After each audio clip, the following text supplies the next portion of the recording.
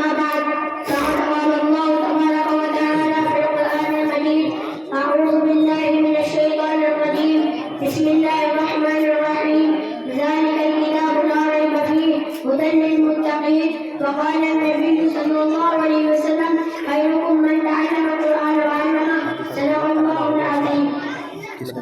इलाही दोनों के इस्लाम के सामान पैदा कर, इलाही दोनों के इस्लाम के सामान पैदा कर, दिलों में मोमिनों के उल्फते कुरान पैदा कर।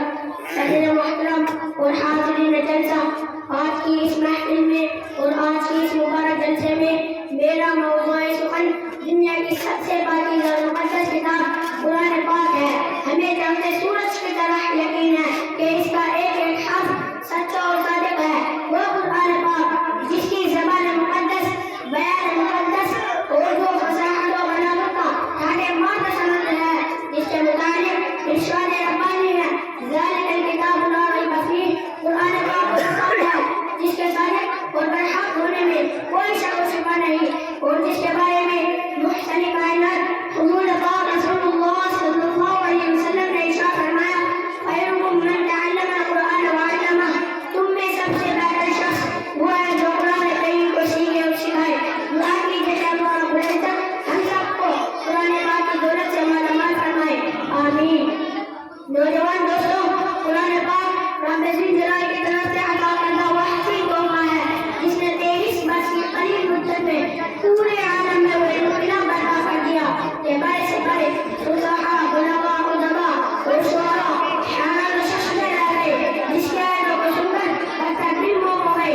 मेरे दोस्तों, यही वो कुरान है जो रहती दुनिया के तमाम इंसानों के लिए सलाम का हिदायत और रहमत है। यही वो कुरान है जिसने रसूल की रिसालत का एहसास बख्शा। यही वो कुरान है जिसने बज़मुर्दों को ताज़ीम बख्शी। हाँ, ये वही कुरान है जिसकी बरकत से जिन्नात और शयातीन का आसमानों पर जाना बंद हुआ। यही वो कुरान है जिसकी बरकत से इज्जत और रफ़अत के शामिल निकल गए। यही वो कुरान है जिसकी बदौलत से महबूब हक़ीक़ी की रज़ा नसीब होती है। यही वो कुरान है जो सच्चाई और अमानतदारी का दर्स देता है। यही वो कुरान है जिसकी बदौलत से हज़रत उमर फारूक रज़ियल्लाहु तआला अन्हु को ईमान नसीब हुआ। यही वो कुरान है जिसके नज़ीर पेश करने से सारी दुनिया आजिज़ और ग़ासिब रही। यही वो कुरान है जिसका मिस्ल पेश करने से हक़ फसीह और बलीग़ ज़ुबानदारी का दावा करने वालों ने घुटने टेक दिए। यही वो कुरान है जिसने ज़लालत और गुमराही की दलदल में फंसी हुई इंसानियत को इसको हिदायत का पैगाम सुना दिया। यही वो कुरान है जिसकी हिफाज़त तवाज़ा और खालिक़े कायनात ने फरमाया। यही वो कुरान है जिसकी तिलावत में दिलों के वास्ते फरहत और बशाशत का सामान है। यही वो कुरान है जिसने ज़ाहिरी उम्मतों को जिला बख्शा। यही वो कुरान है जिसकी बदौलत से उजड़े चमन में बहार पैदा हुई।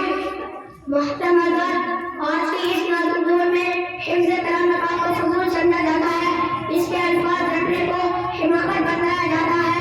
कहा जाता है कि इसका रटना और बेसमझे पढ़ना बेसूद है।